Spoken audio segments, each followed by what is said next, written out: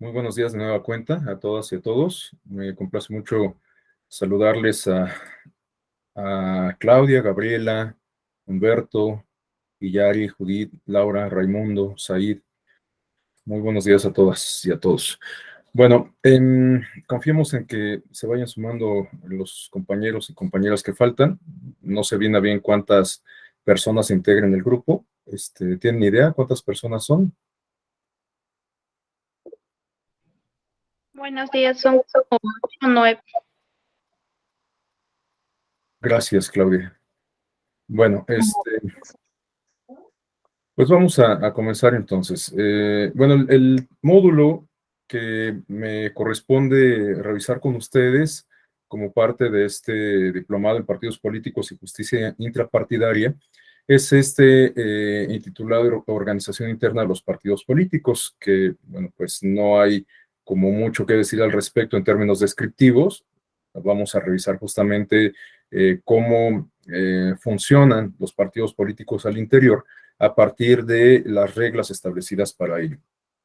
Es un tema interesante porque en últimas fechas, seguramente ustedes están enterados de algunos fallos judiciales emitidos por el Tribunal Electoral del Poder Judicial de la Federación, que en aras de lograr materializar algún principio con rango constitucional, ha implicado entrar en una suerte de confrontación o de tensión, por lo menos, con estos aspectos relacionados con la vida interna de los partidos políticos. Hago referencia, por ejemplo, a la decisión de designar a los candidatos o a las personas que son postuladas a las candidaturas apoyadas por el partido político.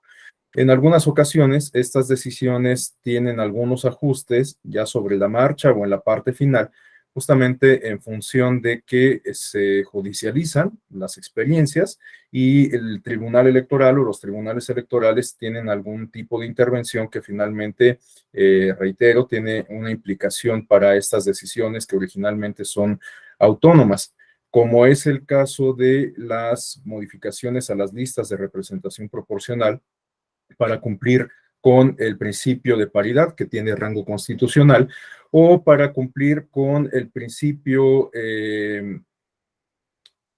o con los principios de reconocimiento, protección y tutela de los derechos humanos en general, porque también tenemos algunas experiencias en el rubro de la democracia incluyente, de la justicia electoral incluyente, que han implicado igualmente ajustes a las candidaturas postuladas por los partidos políticos para beneficiar a algunos colectivos sociales que se consideran en situación de desventaja o de vulnerabilidad, para que en la práctica pues alcancen estos espacios de representación política, como puede ser el caso de las personas adultas mayores, de las personas con discapacidad, de los jóvenes, de los migrantes, en fin, hay varios colectivos sociales que han sido beneficiados de alguna forma por estos criterios jurisprudenciales en términos de representación política efectiva.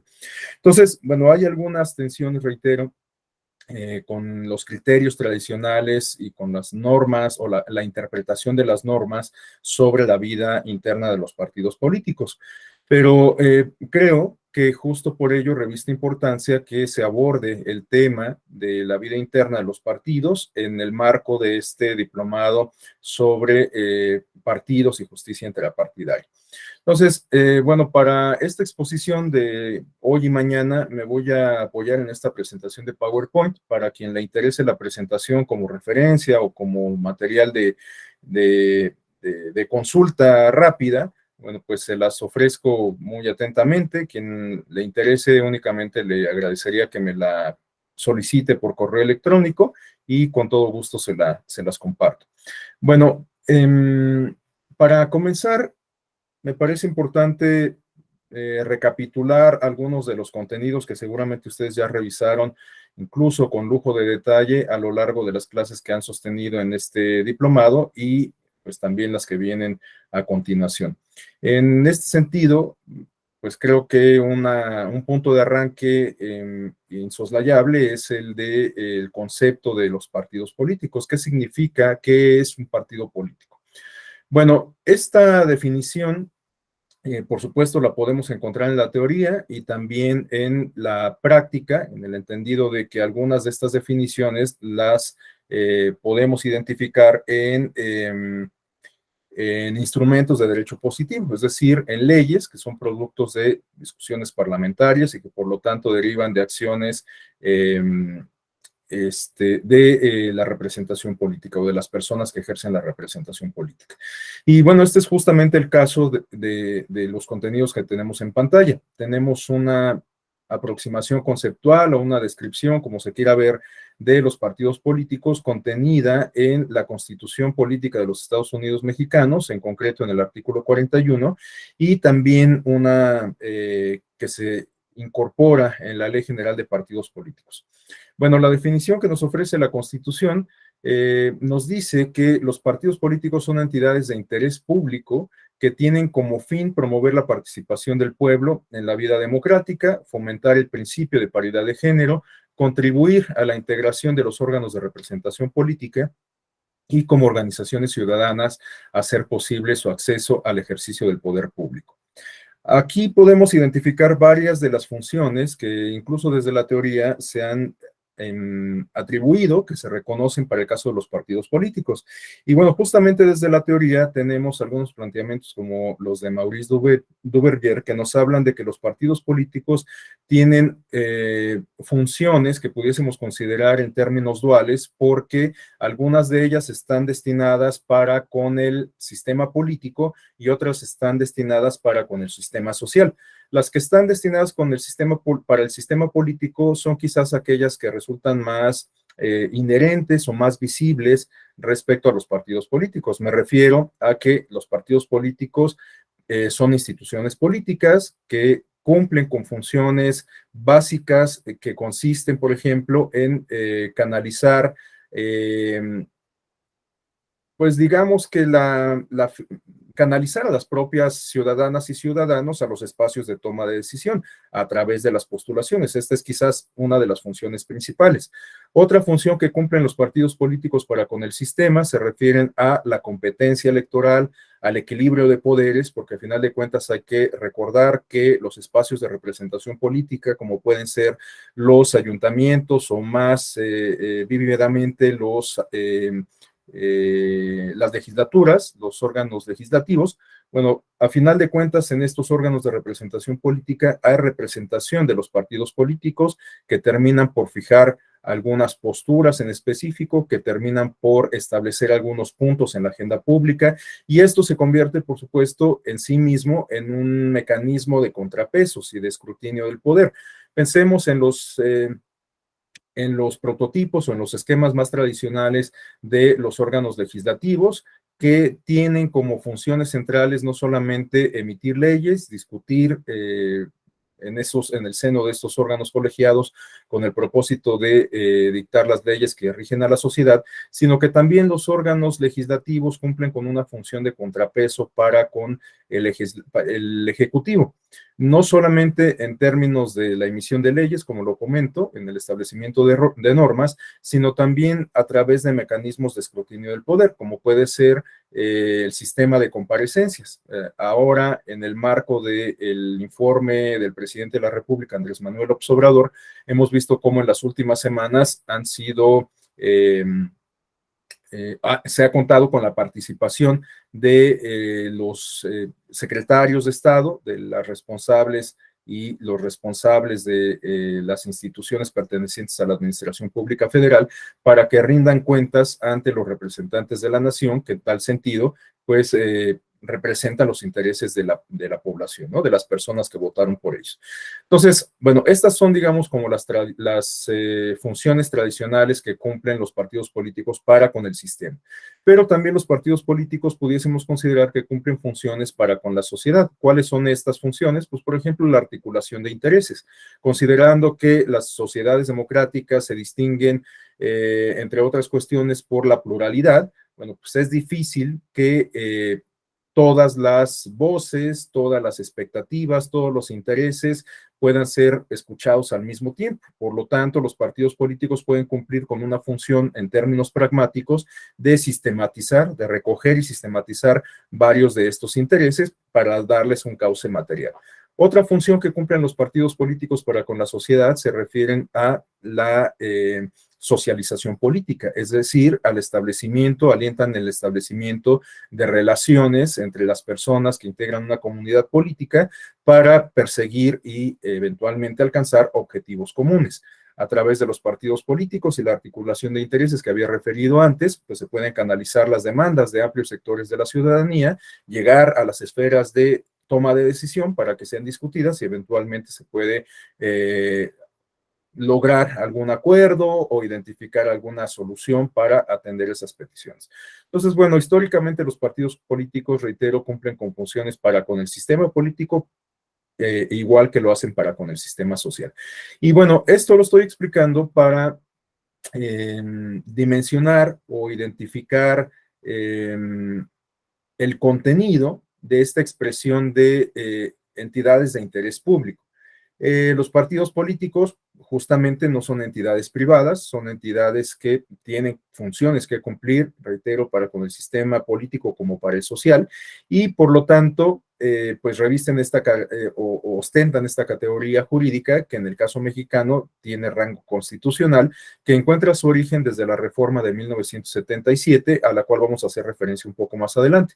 Es una reforma que resulta crucial para el tránsito a la democracia. Hay muchos especialistas que consideran que esa reforma marca justamente el inicio del tránsito a la democracia en nuestro país, obviamente desde la perspectiva teórica de pues los cambios políticos más recientes, como el que se explica a partir de los planteamientos de Samuel Huntington y estas olas democráticas que distinguen a los sistemas políticos contemporáneos, ¿no?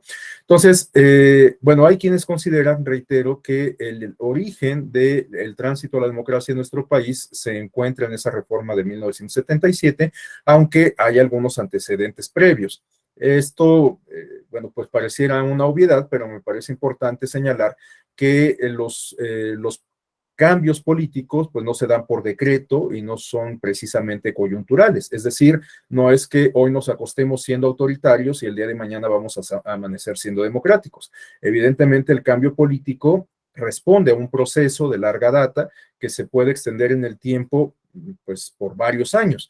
Desde la teoría hay autores como Guillermo O'Donnell y Philip Schmieder, que se han especializado en estos temas del cambio político y de la transición política y que nos explican que que antes de que propiamente empiece la transición como tal, hay un periodo que se conoce como de liberalización, en donde los regímenes que suelen ser sumamente cerrados, sumamente pétreos, sumamente infranqueables, comienzan justamente a flexibilizarse y esto es lo que representa el antecedente para el inicio de la transición. En el caso mexicano, pues tenemos muchos antecedentes que nos dan cuenta de este proceso de flexibilización, de este proceso de liberalización que duró varias décadas. Yo me atrevería a decir que prácticamente desde los años 60 y hasta los años 70, es decir, alrededor de 2 décadas, tuvimos varios indicios que nos hablan de este fenómeno o de este proceso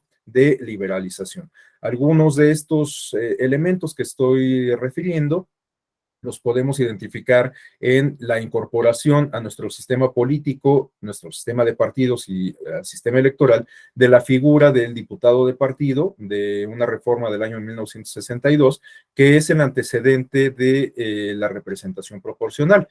Otro elemento que pudiésemos citar se refiere a los movimientos sociales y políticos que tuvieron lugar durante la década de los 60 y la década de los 70.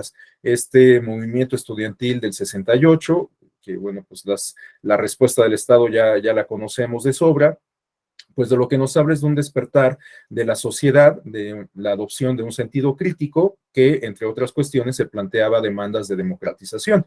Y bueno, contingente, el colectivo del estudiantado universitario es quizás el más representativo, pero no hay que olvidar que durante esos últimos años de la década de los 60 había otras manifestaciones de distintos gremios que de alguna manera también planteaban demandas que pudiésemos considerar en clave democrática. Estoy hablando de colectivos como los ferrocarrileros, los profesores, los médicos, entre algunos otros. Y durante la década de los años 70, no es que estas demandas hayan aminorado, pero de alguna manera, pues sí, había cierto control, tanto ideológico como político, y sobre todo este control ideológico, pues era una consecuencia del temor que se infundó con la represión que hubo en los movimientos del 68, del 71 y del 73, y también que se manifestaba en este fenómeno que se conoce como de la guerra sucia durante la década de los 70, en donde, bueno, pues había muchos movimientos beligerantes que tenían justamente esta característica de ser, pues más bien de tipo insurgente, que eran identificados a partir de las actividades, las acciones que desempeñaban las agencias de seguridad nacional, sobre todo las de inteligencia interna, como era la Secretaría de Seguridad y ay, se me olvidó ahorita el nombre de esta agencia que era el antecedente de CISEN, y bueno, pues también tenemos algunas experiencias de pues el resultado de este tipo de inteligencia, ¿no? Hay algunas que incluso tuvieron una consecuencia positiva, aunque en el origen resultaron sumamente dramáticas, como es el caso Rosendo Radilla. Todos recordaremos que justamente Rosendo Radilla fue una persona desaparecida, objeto de desaparición forzada durante los años de la Guerra Sucia, y que su caso fue discutido algunos años después, algunas décadas después, en el ámbito supranacional, en específico en el seno de la Corte Interamericana de Derechos Humanos, y lo resuelto por la Corte Interamericana en conjunto con lo resuelto sobre el mismo asunto, solo que a través del expediente varios 912 por parte de la Suprema Corte de Justicia de la Nación, y con un tercer elemento que se refiere a la reforma constitucional en materia de derechos humanos de junio del 2011, nos colocaron en lo que hoy conocemos como un nuevo paradigma de derechos humanos. Y que pues nos ha significado justamente un modelo distinto en términos no solamente de organización jurídica, sino también de organización política y de organización social, porque hoy los derechos humanos pues, juegan un papel sumamente importante, preponderante en el ámbito social, en el ámbito político e incluso en el ámbito económico, porque hay que recordar que los derechos de tercera generación se refieren a los de tipo social, ¿no? Como puede ser el derecho a la salud, a la educación, a la vivienda, etcétera, lo cual demanda una inversión económica, financiera por parte del Estado. Y también la adopción de ciertas medidas por parte del Estado e impulsadas por el Estado que tienen implicaciones para el sector privado, como puede ser para el gremio laboral, el gremio patronal, ¿no? Bueno, entonces, todo esto lo estoy comentando, reitero, para identificar las funciones que cumplen los partidos políticos y la importancia que revisten, que han significado durante todos estos años a los cuales he hecho referencia. Desde los años 60, cuando se incorporó esta figura de las diputaciones de partido, que permitió que los partidos de oposición comenzaran a tener espacios en los órganos de representación política, en particular en el Congreso Federal, a través de la Cámara de Diputaciones. Bueno, para complementar esta información que nos proporciona o que podemos identificar en la Constitución. En un momento más le cedo el uso de la voz a Laura. Únicamente complemento con la definición o la aproximación descriptiva que nos ofrece la Ley General de Partidos Políticos en el artículo 3º. De alguna manera, pues se reitera la naturaleza jurídica con rango constitucional de los partidos políticos en el sentido de reconocer que se trata de entidades de interés público, pero precisa estas cuestiones que se refieren a la personalidad jurídica, perdón, al patrimonio propio, y hace referencia a la base institucional del partido político, que consiste en el registro. Un registro que tiene que ser otorgado a partir de que se cumplen con todos los requisitos que se establecen en la legislación por parte de la autoridad encargada de la función electoral, en este caso de la función administrativa electoral, es decir, el Instituto Federal Electoral, bueno, actualmente Instituto Nacional Electoral, y en el caso de las entidades federativas, por parte del equivalente del INE, es decir, de los OPLES, de los organismos públicos electorales locales. Bueno, ahora sí le cedo el uso de la voz a Laura. Adelante, Laura, por favor.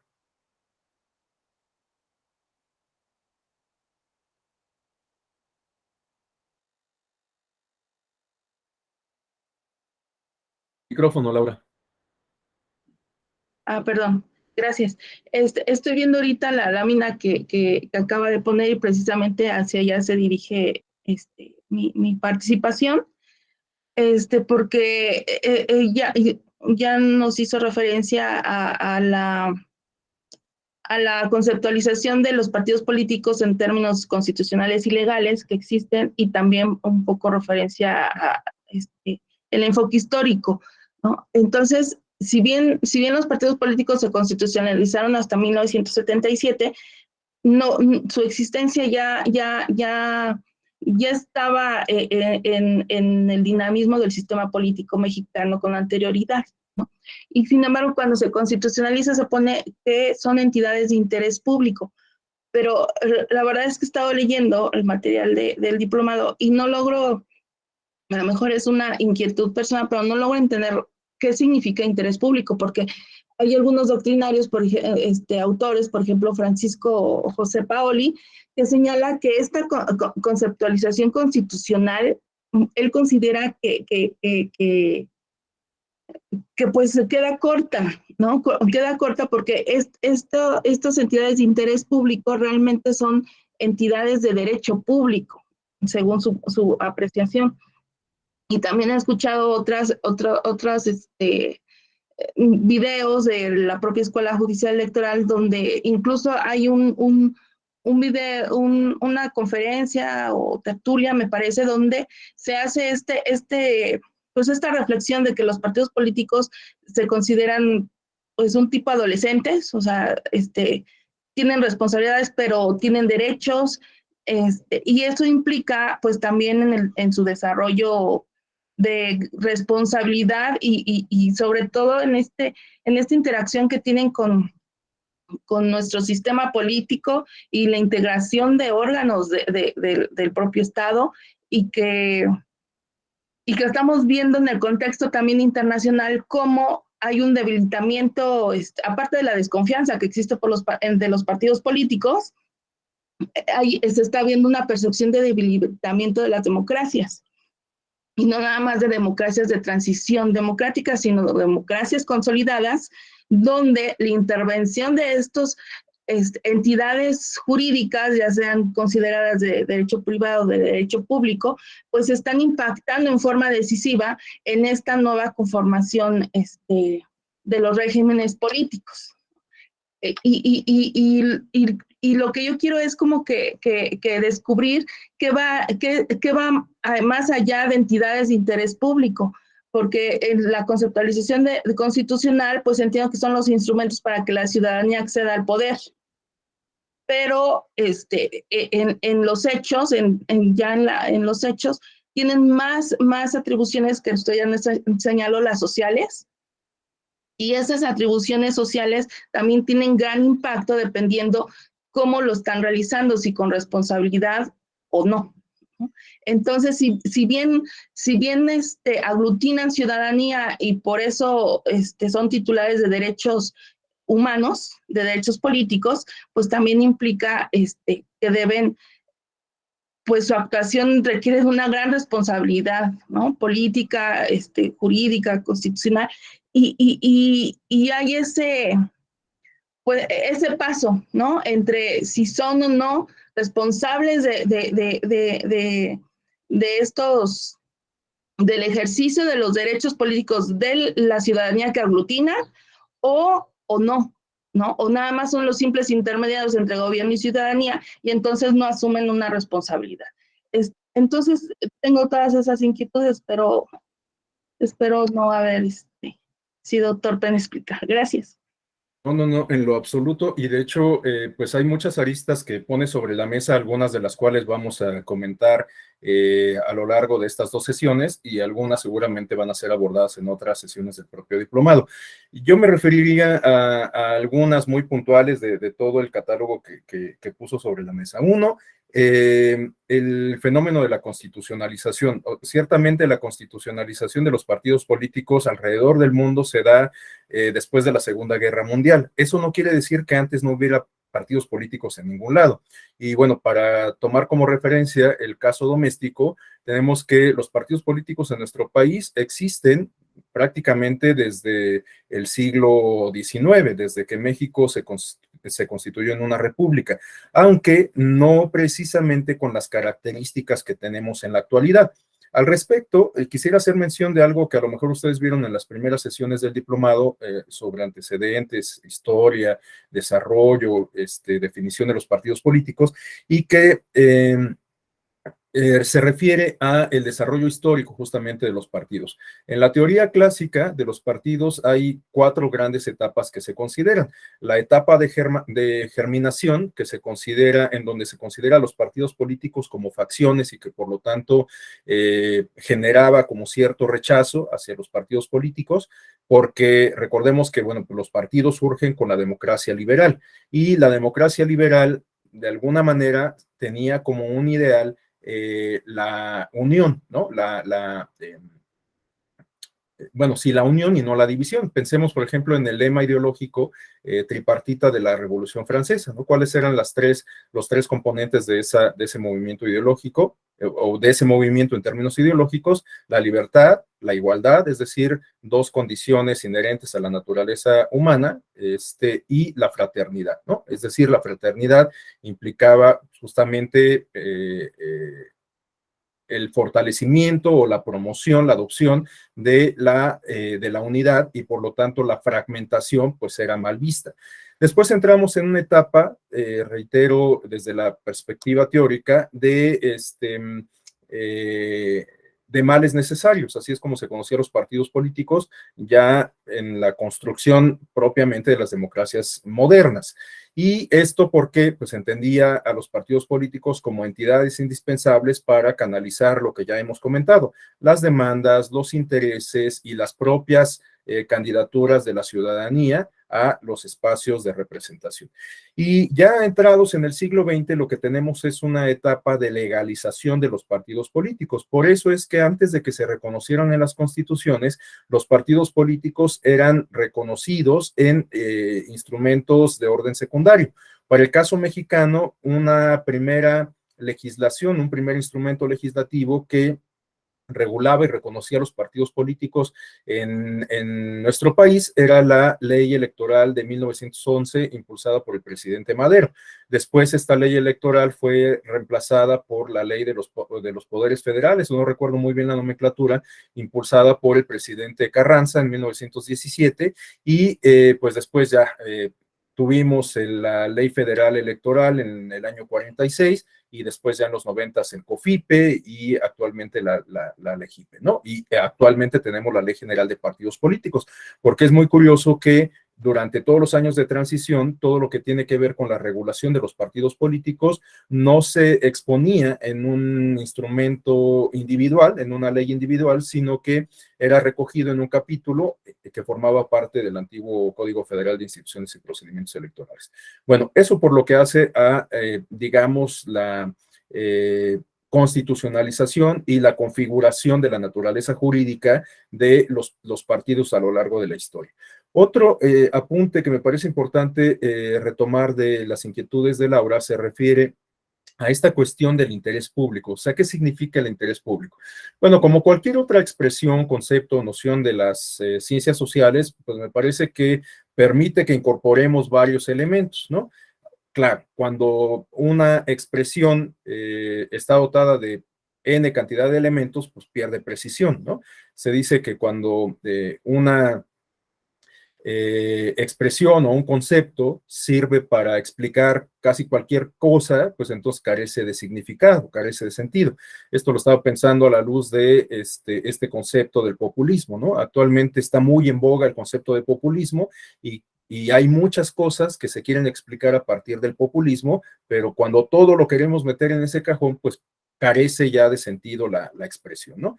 Bueno, el caso de el interés público, bueno, pues igualmente pudiésemos dotar, reitero, de mucho contenido, pero cuando ya caemos en el exceso, pues no nos sirve para explicar mucho. Quizás esta es justamente la inquietud que tiene Laura, pero pues con la idea de acotar, por lo menos para quienes estamos participando en esta aula, para los propósitos de estas sesiones, pues pudiésemos considerar que el interés público se explica a partir de los propios elementos que nos proporciona esta definición contenida en la Constitución. Es decir, ¿cuáles son los objetivos que persiguen los partidos políticos entendidos justamente en estos términos de interés público? Pues estos que vienen en la parte complementaria del primer párrafo, es decir, fomentar el principio de paridad de género, que esta es una incorporación reciente que se da en el marco de esto que se conoce coloquialmente como reforma paritaria en todo, que significó ajustes a distintos ordenamientos para incorporar esta perspectiva de género a efecto de pues, generar condiciones materiales de equidad o de igualdad entre hombres y mujeres.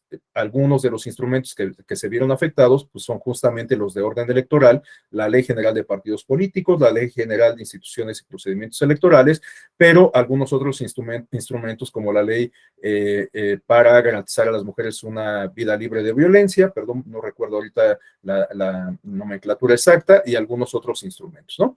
Bueno, esto es lo que nos habla es justamente de un objetivo común que reviste interés público, que a todos nos tendría que implicar y que, bueno, pues en este caso se atribuye como responsabilidad a los partidos políticos.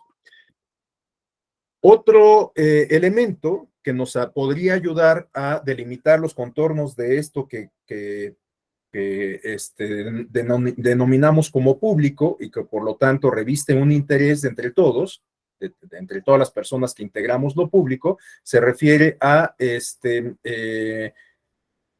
bueno, lo que ya había comentado, promover la participación del pueblo en la vida democrática. Bueno, esta promoción de la participación del pueblo en la vida democrática puede tener varias manifestaciones. La más clara pues se refiere a la afiliación, a los procesos de afiliación partidista, que en sí mismos significan pues justamente la movilización de la ciudadanía en aras de objetivos comunes, en este sentido, por los objetivos que persigue el partido político en cuestión, pero además los partidos políticos, como ya lo hemos comentado, pues permiten canalizar las candidaturas de las personas. Por lo tanto, bueno, pues también tienen que ver con la participación de las personas al momento de hacer campañas y demás, ¿no?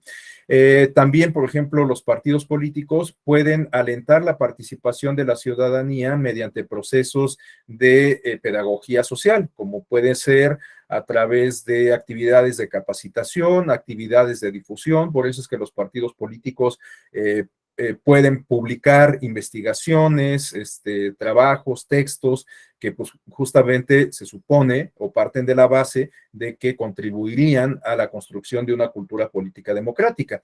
Y esto también, aunque me estoy adelantando un poco, explica que desde el año de 1977, cuando se constitucionalizan los partidos y adquieren esta característica o esta naturaleza jurídica con rango constitucional de entidades de interés público, se les reconocen dos prerrogativas permanentes que se refieren al financiamiento público y a el acceso a medios de comunicación masiva, a radio y televisión. Y esto, reitero, se explica justamente a partir de la naturaleza de entidades de interés público. ¿Por qué los partidos políticos tendrían que contar con espacios, con presencia en radio y televisión cuando no hay elecciones? Bueno, justamente porque están llamados a cumplir con algunas funciones que revisten interés público, como estas que estamos comentando, el fomento de una cultura política democrática, la socialización política, etcétera. Entonces, Por ello es que los partidos políticos tienen esta prerrogativa de acceso permanente a radio y televisión, y eso también es lo que explica que los partidos políticos cuenten con financiamiento en periodos ordinarios, porque se supone que durante el tiempo en que no hay elecciones tienen que llevar a cabo actividades que se relacionan con estas otras cuestiones asociadas con este concepto, con esta idea de interés público, como las que ya he referido, ¿no? Las actividades de capacitación, de investigación, de difusión, de fomento de la cultura política, etcétera. ¿En qué medida los partidos políticos cumplen con ello? Bueno, pues esa es otra discusión, pero digamos que el origen de estas condiciones que distinguen a nuestro sistema de partidos, lo podemos identificar con este fenómeno o este evento de constitucionalización de los mismos, ¿no? Y bueno, pues justamente, ¿en qué medida cumplen los partidos políticos con estas atribuciones y con estas obligaciones, y en qué medida o de qué forma ejercen sus derechos, como lo planteaba Laura?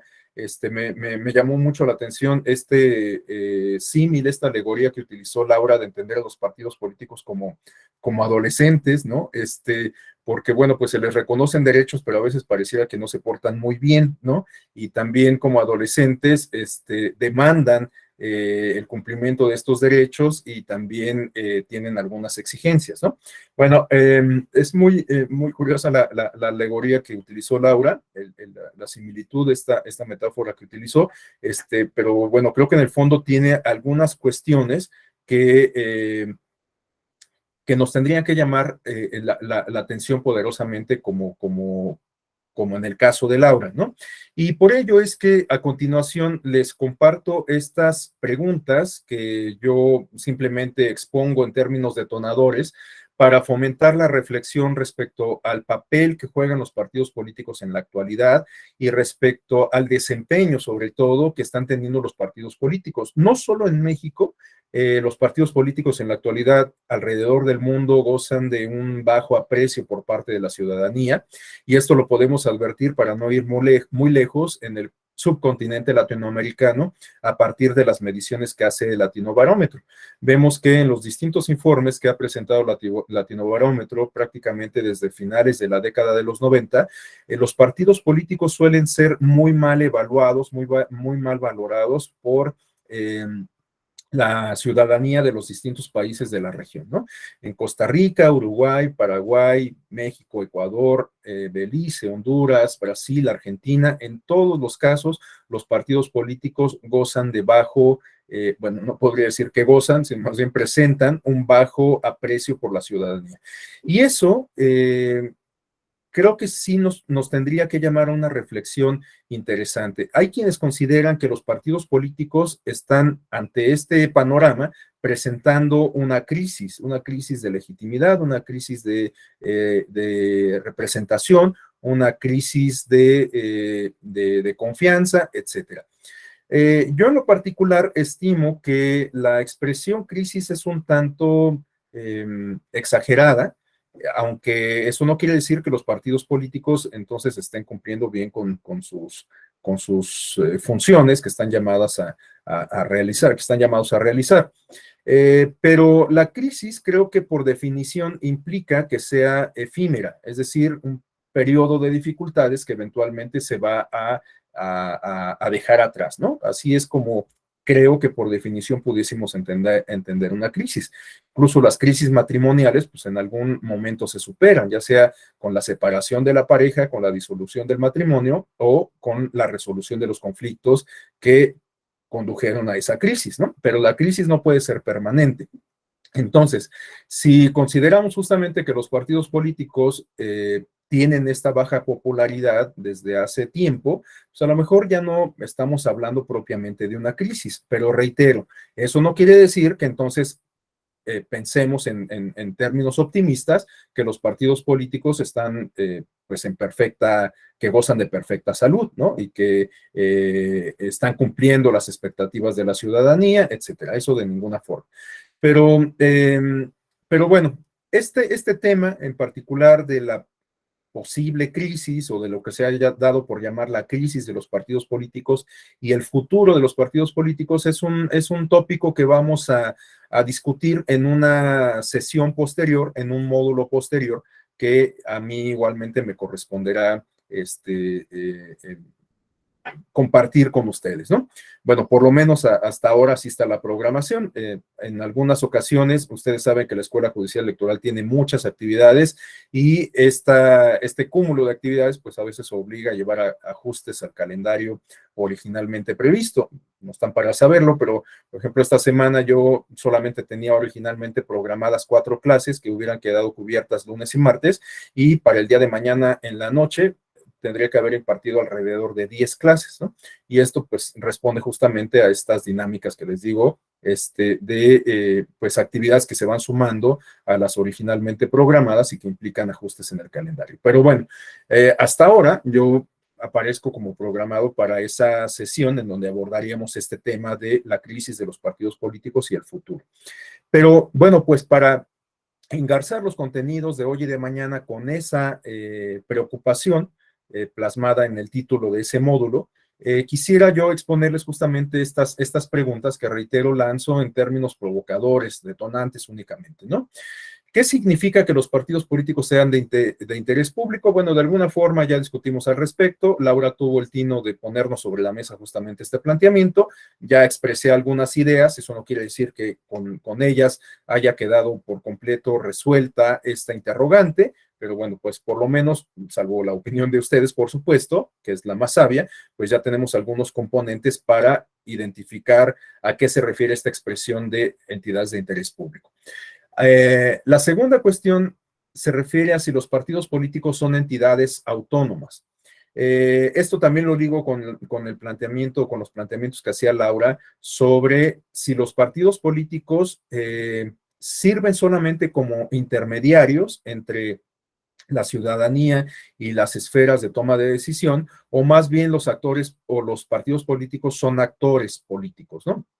Bueno, yo creo que definitivamente los partidos políticos son actores fundamentales, son actores sumamente relevantes en cualquier sistema político. Por estas funciones que cumplen, a las cuales ya he hecho referencia. No solamente son los canales para poder acceder a esas esferas de toma de decisión, sino que los partidos políticos ejercen estas funciones de contrapeso, de escrutinio de poder, etcétera. Entonces, bueno, los partidos políticos son protagonistas de los sistemas políticos. Ahora, los partidos políticos son autónomos, actúan con independencia.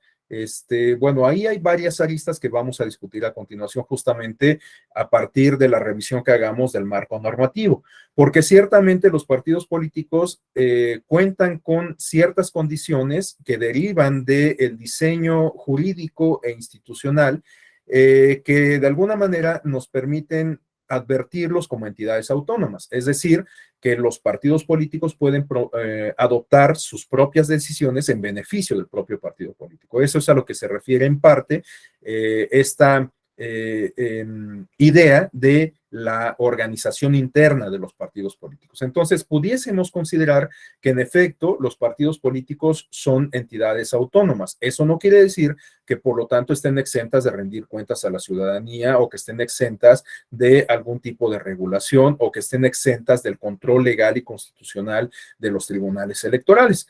Pero bueno, les digo, estas son algunas ideas que yo tengo y que expongo como respuestas un tanto sueltas a esta interrogante. Pero el propósito es que más bien estas preguntas pues sirvan como para la reflexión de todas las personas que estamos integrando este grupo, esta aula virtual. Y bueno, la última de estas preguntas se refiere a si es válido que los tribunales electorales resuelvan asuntos relacionados con la vida interna de los partidos políticos. Es decir, si partimos de la premisa de que los partidos son entidades autónomas que tienen estas facultades de autorregulación, incluso reconocidas en los instrumentos de derecho positivo, entonces, ¿acaso es válido que una institución externa al partido político pueda intervenir en la organización del propio partido? Bueno, pues vamos a revisar algunos apuntes para tratar de identificar algunas posibles respuestas a esta pregunta. Bueno, a continuación quisiera plantear algunas premisas básicas que, bueno, pues a lo mejor vamos a pasar un poco rápido porque ya hice alusión a algunas de ellas.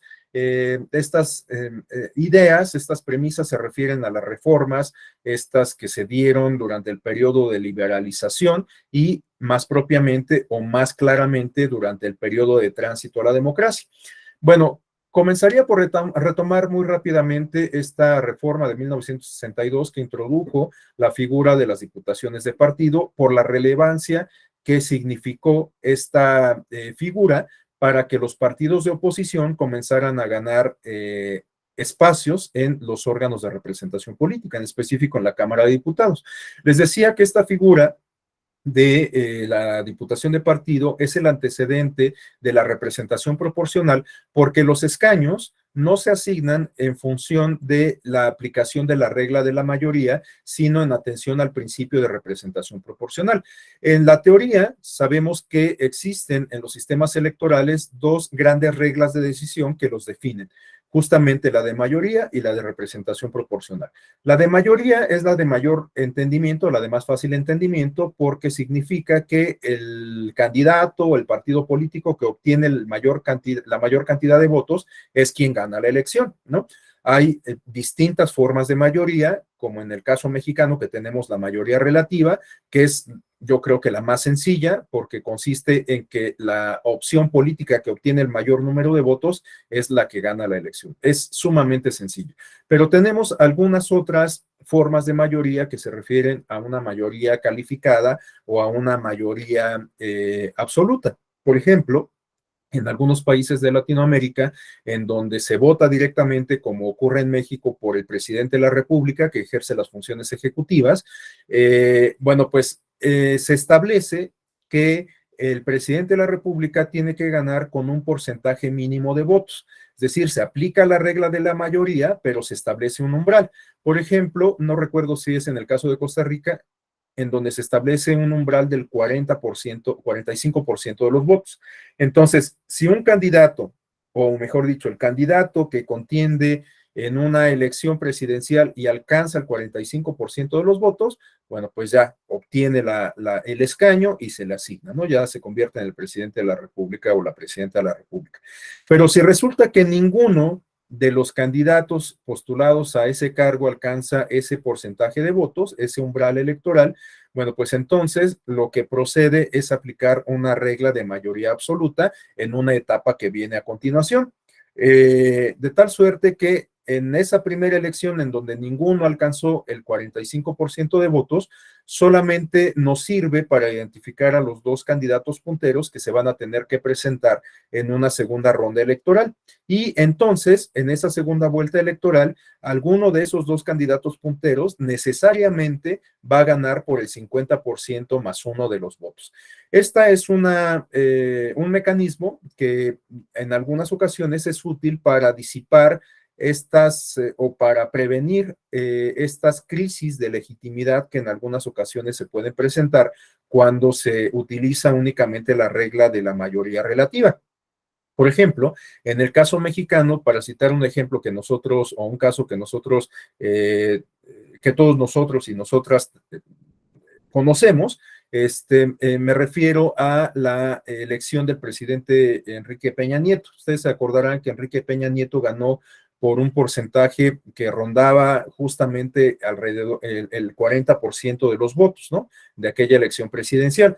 Bueno, ciertamente es la propuesta política que obtuvo el mayor número de votos y, por lo tanto, considerando que tenemos una regla de mayoría relativa, pues fue quien ganó la presidencia. Pero recordarán que hubo muchas críticas, que hubo mucho repudio, mucha resistencia a aceptar la presidencia de Enrique Peña Nieto por distintos colectivos. Y esto, bueno, puede tener muchas explicaciones, pero una muy elemental que está muy a la vista se refiere a que pues el 40% de las personas que perdón, el 60% de las personas que participamos en esa elección, pues queríamos una opción distinta a Enrique Peña Nieto, ¿no? Es decir, 40% de las personas optaron por elegir a Peña Nieto, pero el 60% de las demás personas querían una opción distinta, no querían al presidente Peña Nieto. Y entonces, bueno, esto reitero, no es por alusiones personales, sino porque se trata de una experiencia que todos y todas conocemos, ¿no? Y esto, reitero, pues eventualmente se puede convertir en una crisis de legitimidad, en una crisis de credibilidad, en una crisis de gobernabilidad política. Entonces, en algunas ocasiones, reitero, la figura de la segunda vuelta electoral sirve como para prevenir este tipo de crisis políticas. Y a lo mejor ello es lo que justifica que en algunas de las iniciativas que se están discutiendo actualmente en el Congreso de la Unión de cara a una reforma electoral, pues incorporen justamente esta posibilidad de adoptar la segunda vuelta electoral para la presidencia de la República. Habrá que ver si es que esto se concreta, en qué términos se da, porque hay muchos otros componentes que se tendrían que acompasar. Por ejemplo, todo lo que tiene que ver con el sistema de medios de impugnación, porque bueno, ustedes saben que históricamente las elecciones presidenciales suelen ser impugnadas y que esto implica pues, justamente un ejercicio de calificación de la elección por parte de la Sala Superior del Tribunal, que aun cuando se tiene que desahogar de manera rápida por los tiempos que se establecen en la propia legislación, bueno, pues demanda una carga considerable al Tribunal Electoral para revisar todas las pruebas, para elaborar el proyecto y finalmente discutirlo y aprobarlo, ¿no? Entonces, bueno, pues esas partes de nuestro sistema electoral se tendrían que acompasar con la figura de la segunda vuelta electoral, porque imagínense, pues lo que significaría que se desahoguen todas las impugnaciones y después, una vez resueltas, llevemos a cabo el ejercicio de la segunda vuelta electoral y habrá que ver si todavía cabe la posibilidad de presentar impugnaciones en esa segunda vuelta electoral. En fin, son muchas implicaciones. Pero bueno, vuelvo a centrarme en el punto de las diputaciones de partido. En este caso estamos hablando de que no se utilizaba la regla de la mayoría, sino que los escaños, algunos de los escaños de la Cámara de Diputaciones, se asignaban en atención a la fuerza electoral de cada partido político. Y para ello se estableció un umbral electoral. Ese umbral electoral se refería al 1.5% de los votos. Y la figura de los diputados de partido funcionaba de la siguiente manera. Al partido político que obtenía el 1.5% de los votos, se le asignaban de manera directa, por haber alcanzado ese umbral electoral, 5 diputaciones, 5 diputados de partido.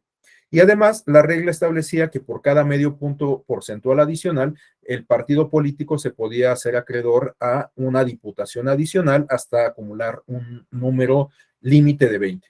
Entonces, un partido político que obtenía, por decir, el 2.5% de los votos, tenía derecho a que se le asignaran 7 diputaciones de partido. 5 por haber obtenido el 1.5% y como había rebasado ese umbral electoral por un punto adicional, es decir, había obtenido el 2.5% de los votos, bueno, por esos por ese punto adicional se le asignaban 2 diputaciones extras, porque cada partido, cada diputado de partido estaba tasado, si se me permite la expresión, en medio punto porcentual, ¿no? Bueno, este es el antecedente de la representación proporcional, como les comento, que resultó muy importante para ese periodo de flexibilización, de liberalización, porque a partir de ello, pues los partidos de oposición comenzaron a tener presencia un tanto menor, pero presencia al fin en la Cámara de Diputados y a partir de esa posición comenzaron a impulsar reformas desde el interior.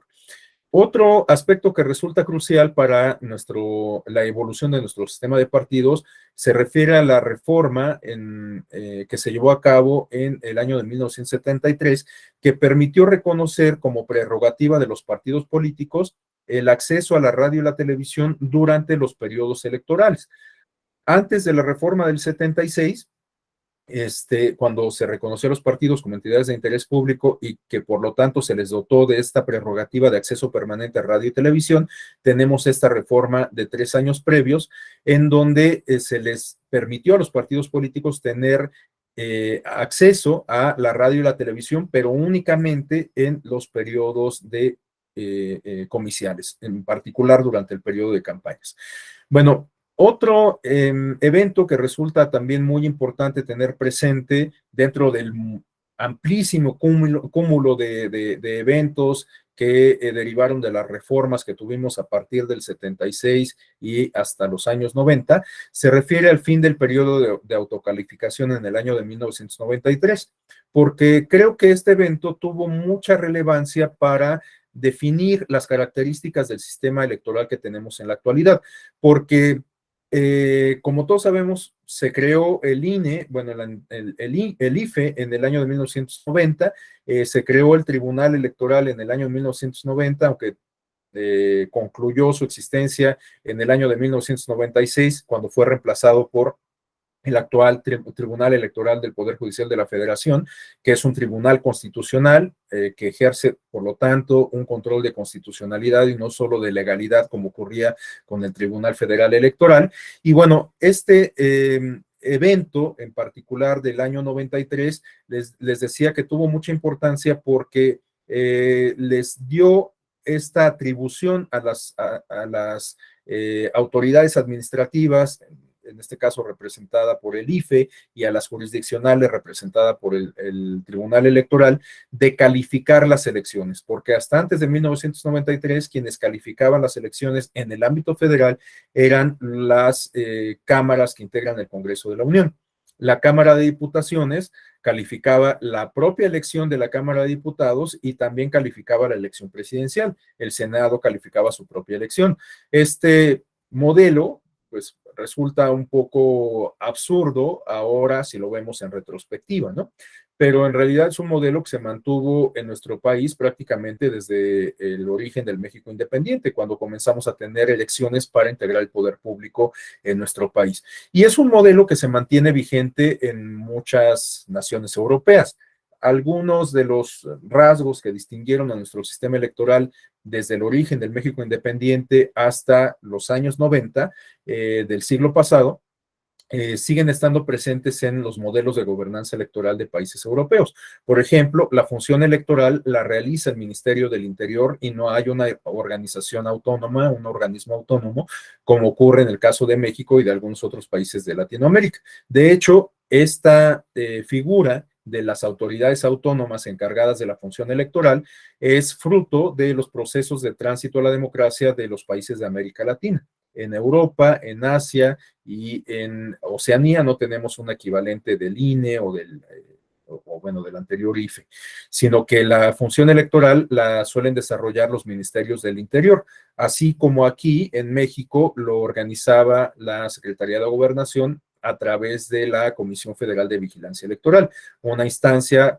con un carácter técnico que se encargaba de las funciones electorales, pero que pertenecía a la Secretaría de Gobernación. Incluso el origen del INE también tenía de alguna manera este esquema, porque recordemos que el presidente del Consejo General del IFE en el origen era el secretario de Gobernación. En este caso estamos hablando en específico de Jorge Carpizo, ¿no? Que era el secretario de Gobernación durante el periodo de gobierno de Carlos Salinas de Gortari.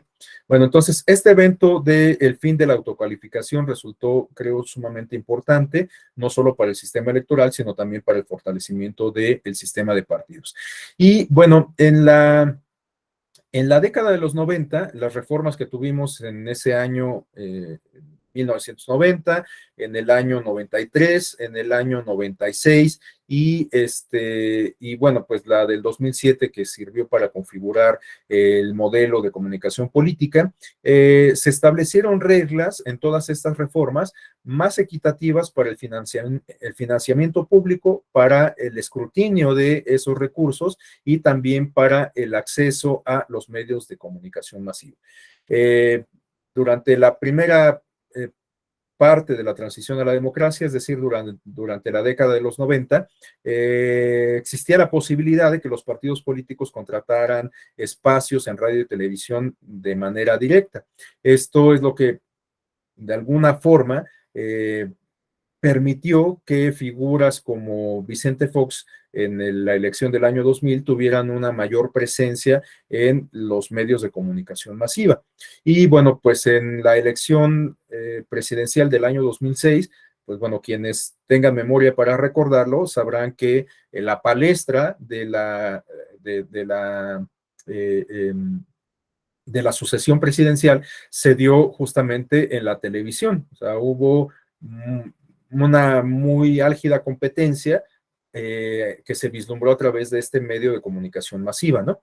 Estas campañas que siguen estando tan presentes en el imaginario colectivo en contra del actual presidente Andrés Manuel López Obrador, que lo calificaban como un peligro para México y demás, pues encuentran su origen justamente en ese fenómeno de competencia álgida en la televisión sustancialmente del año 2006. Y eso obligó justo a la reforma del año 2007, donde se fijaron nuevas reglas de comunicación política.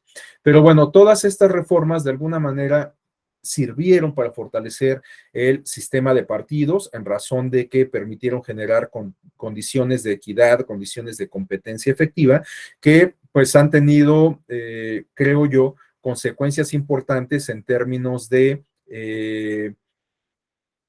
construcción de una democracia sana en el plano formal, es decir, una democracia adecuada en términos electorales. Hoy en día, con todo y que puede haber muchas voces en contrario, creo que los datos hablan por sí mismos. Me parece que basta con que revisemos un mapa electoral para darnos cuenta que cualquier fuerza política está en posibilidades de ganar elecciones, incluso las candidaturas independientes, aunque claro, sería conveniente que revisáramos la figura de las candidaturas independientes para pues advertir si acaso habría que hacer un ajuste de tuercas, porque pareciera que en la actualidad se han reducido considerablemente las posibilidades de que las y los candidatos independientes ganen escaños de amplia representación política. Es decir, que ahora pareciera cancelada la posibilidad en la práctica de que un candidato o una candidata independiente gane la presidencia de la República o gane una senaduría. E incluso, bueno, pues a partir de los datos que nos arrojan la experiencia del año pasado, pareciera ya imposible que un candidato independiente gane una diputación federal. Entonces, las condiciones bueno, el andamiaje institucional, constitucional y jurídico que tenemos para las candidaturas independientes parecieran condenar a esta figura a experiencias de éxito únicamente en el ámbito local, es decir, para las presidencias municipales y, si acaso, para las diputaciones en las legislaturas locales. Pero bueno, esto lo comento porque, reitero, con todo y que hay opiniones en contrario, basta con que revisemos un mapa electoral para darnos cuenta que cualquier opción política está en posibilidades de ganar elecciones. Entonces, es claro que tenemos condiciones de competencia efectiva. Esto no quiere decir que tengamos el mejor sistema electoral del mundo, por supuesto, tenemos muchas áreas de oportunidad que pues se tendrían que tener presente para hacer las adecuaciones necesarias. Esto, por supuesto, reviste particular importancia en el marco que estamos viviendo en estas semanas de discusión parlamentaria de cara a una posible reforma electoral. Habría que ver, pues, cuáles áreas de oportunidad de nuestro sistema electoral se tendrían que mejorar y pues a lo mejor no pensar en una reforma electoral de gran calado que termine por modificar todo el andamiaje institucional como ocurrió en el año 2014. Porque, bueno, pues esta tendencia de reinventarnos cada periodo de tiempo breve, pues como que no da oportunidad ni siquiera a madurar las propias propuestas originales.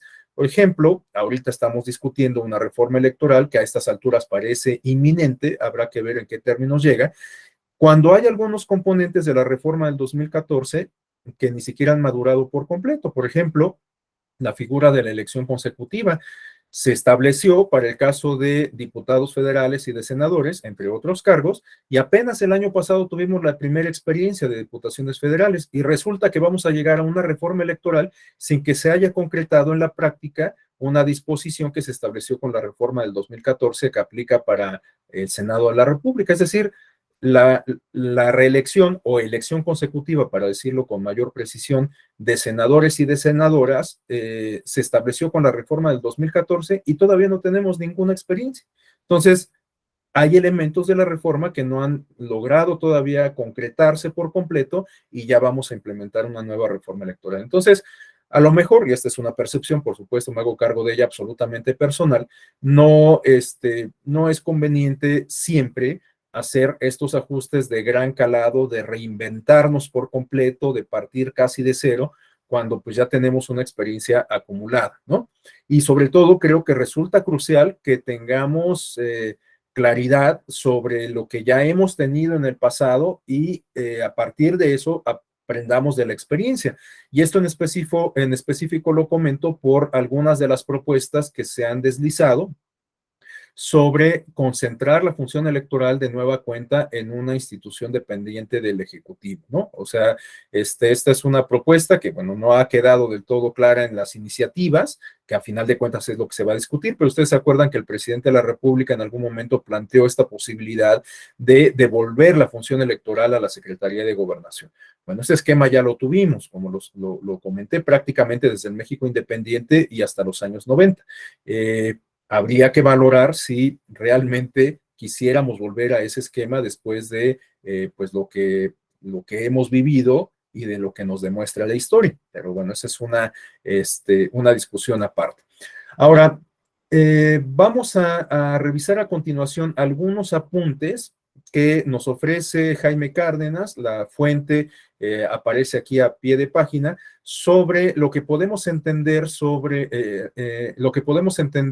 por organización interna de los partidos políticos. Pero bueno, antes de eso, y considerando que ya llevamos 1 hora y 15 minutos de sesión, quisiera consultar si alguien desea hacer alguna intervención, algún aporte, plantear alguna inquietud para que pues esto no se convierta en un monólogo. Yo siempre lo comento desde el principio, pero ahora se me pasó. Si alguien desea hacer alguna intervención a lo largo de la exposición, con independencia de que como ahora yo consulte abiertamente si así es, si alguien desea participar. Bueno, a lo largo de la exposición, si alguien tiene alguna intervención que desea hacer, por favor, pues hágalo con absoluta libertad. Únicamente les pediría que me soliciten el uso de la voz con la manita o bien abriendo su micrófono. Yo no lo tomo de ninguna forma como una interrupción o una falta de respeto. Y bueno, pues abrimos el micrófono para escuchar las opiniones de todas y de todos o quien guste hacerlo, ¿no? Entonces, bueno, con independencia de que como ahora yo pregunte explícitamente si alguien desea intervenir, a lo largo de las exposiciones, si alguien desea participar, hágalo con absoluta libertad. Pero bueno, pues justo, consulto, ¿alguien desea hacer algún aporte? Plantear alguna cuestión.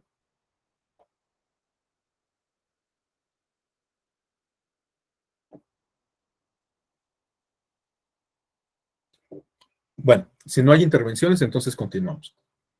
Bueno, les decía, estas láminas que vienen a continuación son algunos extractos de esta fuente de la autoría del doctor Jaime Cárdenas, quien seguramente todas y todos ustedes ubican, fue consejero del INE, fue diputado federal, es un jurista investigador del Instituto de Investigaciones Jurídicas de la UNAM con una amplia reputación. En algún momento fue integrante del Consejo del Comité Académico y Editorial del Tribunal Electoral, en fin, es un especialista en la materia. Entonces, bueno, Jaime Cárdenas nos señala que en el ámbito interno los partidos tienen el derecho de organizarse libremente, siempre y cuando no afecten los derechos fundamentales de los militantes ni de otros ciudadanos y no lesionen los principios democráticos del Estado de Derecho.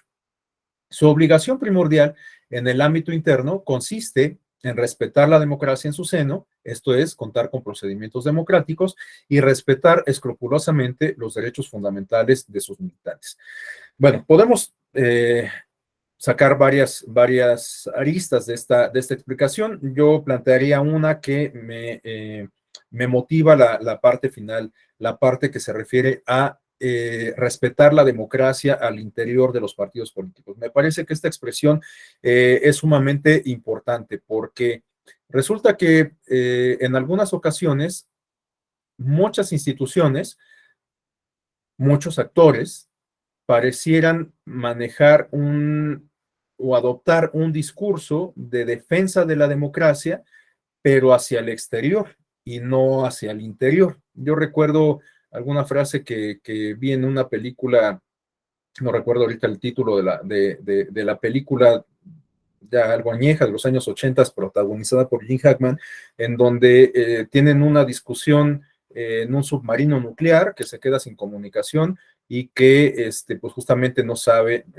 está ambientada la película en los años de la Guerra Fría, se queda sin comunicación en un momento de tensión y entonces no saben si pues van a ejecutar una orden de bombardear, de soltar bombas nucleares o no. Y entonces tiene una discusión ahí entre los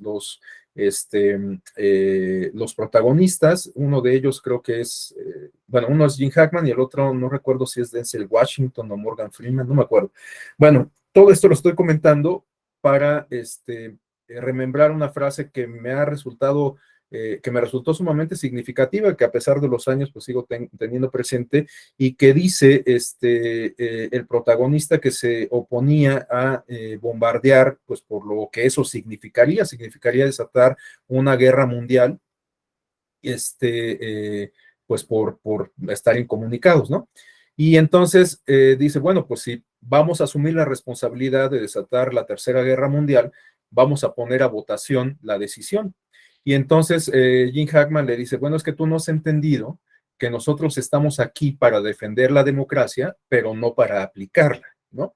Entonces, esa idea, esa frase les digo, resultado sumamente poderosa, y algunas veces he logrado advertir que en la práctica hay quienes asumen este discurso de democracia, de defensa de la democracia, pero no suelen asumir prácticas democráticas como tal. Y bueno, pues en el caso de los partidos políticos, en general, pareciera que con todo y que ocupan un lugar importantísimo para el funcionamiento de las democracias representativas, en ocasiones al interior, pues no resultan tan democráticos, ¿no? Y esto lo digo en términos generales, porque hay muchas malas prácticas al interior de los partidos políticos que pudiesen considerarse como poco democráticos. Y por ello es que ha sido muy importante establecer reglas que rijan la vida interna de los partidos políticos y que estén planteadas justamente en clave democrática. Pero bueno, vamos a revisar estas reglas un poco más adelante. Ahorita quisiera concluir con estas ideas extraídas de la obra de Jaime Cárdenas. Bueno, Jaime Cárdenas nos dice que la vida interna o la democracia interna es una de las cuestiones determinantes para la vida democrática, obviamente hablando de los partidos políticos, no exclusivamente de los propios partidos, sino de un país. Tal democracia va más allá de la que se practica al nivel de las instituciones y los órganos del Estado. Pretende configurar una democracia integral que se verifique en el aparato estatal, pero también en el plano de la sociedad y de sus organizaciones, por lo menos en las más relevantes, como los mismos partidos, los sindicatos, las organizaciones empresariales, etc.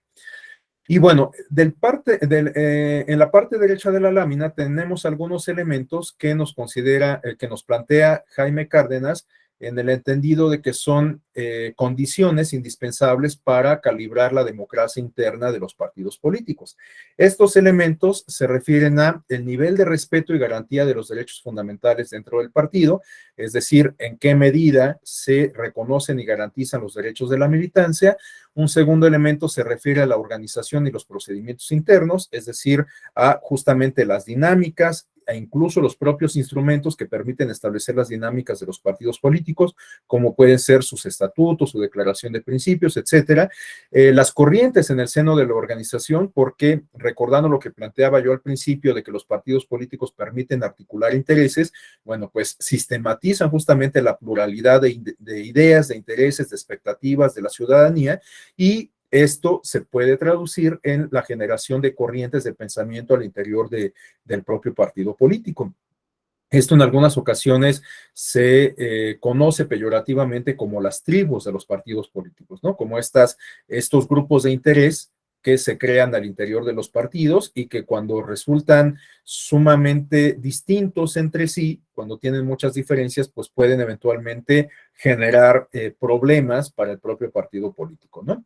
Y un último elemento se refiere a los órganos de control de su vida interna, es decir, que debe de haber un carácter de institucionalidad al interior de los partidos políticos que permita justamente la organización en esos términos institucionales de la vida interna de los partidos políticos. ¿Cuáles son esos órganos? Bueno, pues los comités ejecutivos, las dirigencias, los comités territoriales, entre otras cuestiones, ¿no?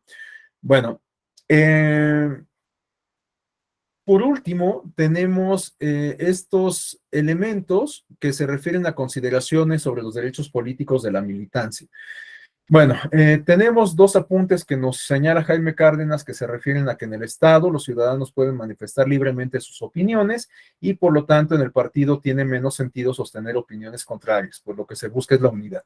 Bueno, esta idea por supuesto puede estar sujeta a cuestionamientos, a críticas, ¿no? Ciertamente los partidos políticos pues pueden funcionar, digamos, en bloque. Esto lo podemos advertir muy claramente en el caso de las fracciones parlamentarias, ¿no? Los partidos políticos fijan posturas en bloque y votan igualmente en bloque. Eso no quiere decir que, por lo tanto, los integrantes de esos bloques carezcan de cualquier tipo de autonomía, que se conviertan en autómatas y entonces pues se suman a la voz mayoritaria, ¿no? Es indispensable que se garantice también el derecho a disentir al interior de los partidos políticos. Bueno, el segundo apunte se refiere a que los derechos que deben reconocer y proteger a sus militantes o afiliados a un partido político dependen del contexto histórico, el texto constitucional y la tradición jurídica de cada país. Bueno, esto creo que va a quedar muy claro a continuación cuando revisemos la evolución histórica que ha tenido la reglamentación aplicable o la normativa aplicable a los partidos políticos, porque en la actualidad, como ya lo he adelantado, tenemos un instrumento, una ley que concentra todas las cuestiones que tienen que ver con los partidos políticos, cuando anteriormente, bueno, pues esto estaba incorporado en capítulos específicos de la ley electoral, y si bien las elecciones y los partidos políticos forman un vínculo indisoluble, pues bueno, no estamos hablando propiamente de lo mismo, ¿no? Entonces, pues por eso considero que es deseable, es preferible que tengamos una ley de partidos políticos y no que las cuestiones relacionadas con los partidos políticos se regulen en un instrumento de corte comicial. Bueno, algunos de los derechos que se suelen garantizar a los militantes se refieren a la participación directa o mediante representantes en las asambleas generales. Las asambleas, pues, nos hablan en sí mismo de actividades, de manifestaciones de la democracia, no solamente de la democracia formal o electoral, sino de la democracia deliberativa, en donde se pueden discutir, se pueden establecer acuerdos, etcétera. Un siguiente elemento se refiere a la calidad de elector, tanto activo como pasivo, para todos los cargos del partido, la renovación periódica de los cargos y órganos directivos. Esto pues resulta también crucial si hablamos de adoptar mecanismos de democracia al interior de los partidos políticos. Bueno, pues los órganos de dirigencia igualmente tienen que ser renovados periódicamente y la mejor forma de hacerlo es a través de comicios internos. Otra característica se refiere a el carácter colegiado de los órganos de decisión. Es deseable, por supuesto, que los partidos políticos tengan órganos de dirigencia colegiada, es decir, que las decisiones no se adopten de manera unipersonal, sino que se adopten de manera colectiva entre personas que han sido designadas por la propia militancia para ello. Otro elemento se refiere a la vigencia del principio mayoritario en los órganos del partido, la libertad de expresión en el seno interno, la posibilidad de abandonar el partido en cualquier momento. Bueno, por supuesto, el derecho de afiliación es una prerrogativa individual que se ejerce en esos términos. Por lo tanto, pues no puede exigírsele a las personas que permanezcan afiliadas a un partido en contra de su voluntad. Otro elemento se refiere a ser oído por los órganos arbitrales internos antes de la imposición de cualquier sanción. Bueno, igual como una manifestación de la democracia y de la justicia electoral, estamos hablando de que los partidos políticos deben garantizar al interior el derecho de audiencia. Un siguiente componente se refiere al acceso a la información sobre cualquier asunto, lo cual cobra mucha relevancia en el marco de las democracias modernas, comprometidas o que deben estar, por lo menos, que deben estar comprometidas con los principios de transparencia y de rendición de cuentas. Y los dos últimos elementos se refieren al libre debate de las ideas y de las decisiones principales y la seguridad jurídica. Bueno, A continuación tenemos algunos apuntes que nos hablan de organización, procedimientos y estructura. Rápidamente los leo tal cual para no detenernos demasiado en esta parte y ya comenzar a revisar la normativa. Tenemos que lo indispensable en este ámbito consiste en que la voluntad se forme de abajo hacia arriba y nunca en sentido inverso. Esto de lo que nos habla es también de la adopción al interior de los partidos políticos de este principio de soberanía en donde la masa ejerce justamente el poder o el gobierno, ¿no? Retomando esta nomenclatura o esta explicación clásica basada en la etimología de la expresión democracia.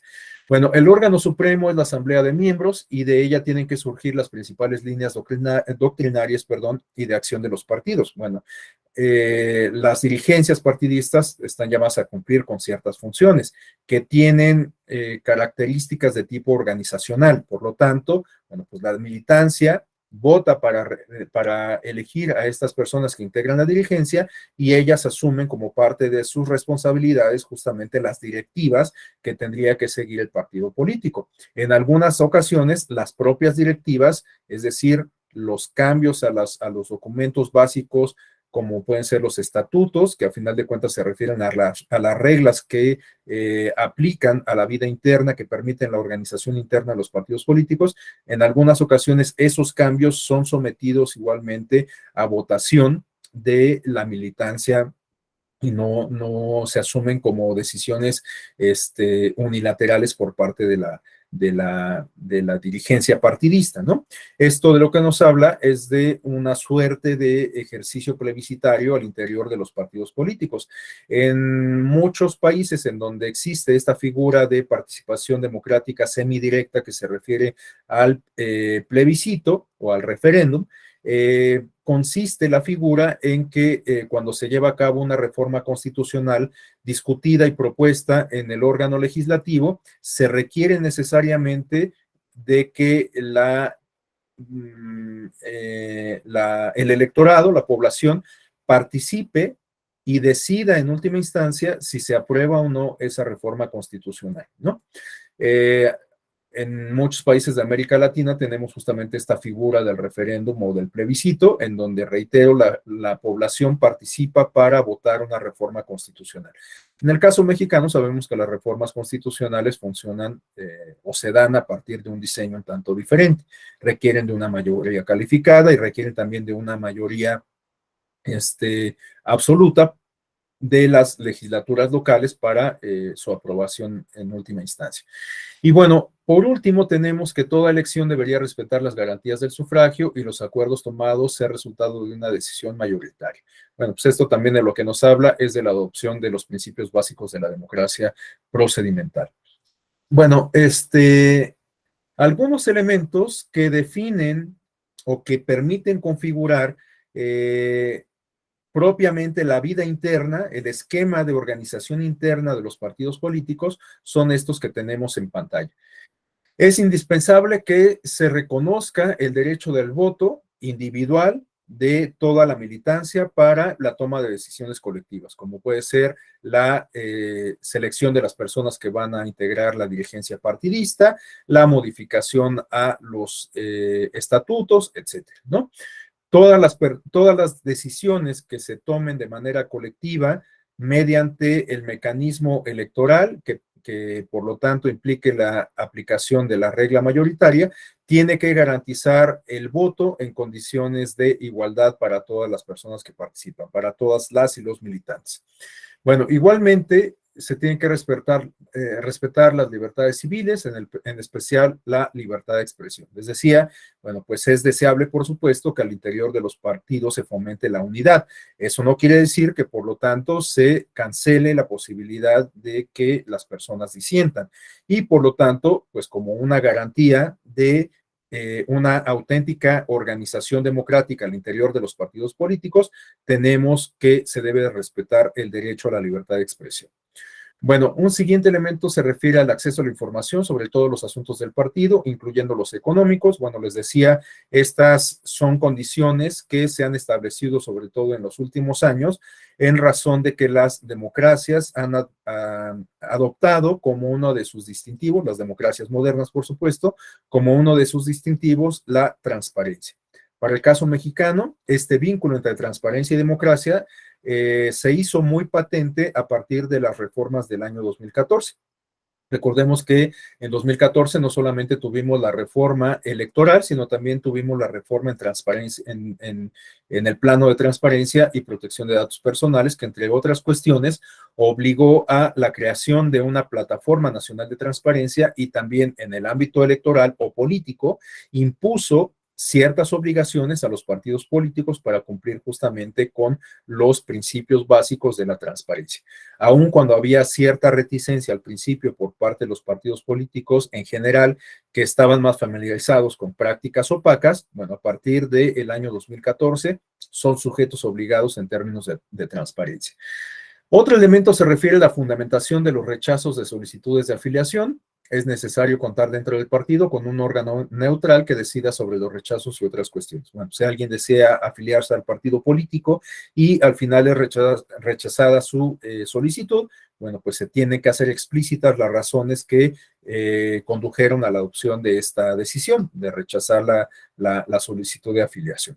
Y bueno, todo esto, por supuesto, tiene que estar reglamentado en los documentos básicos del partido político, sobre todo en sus estatutos.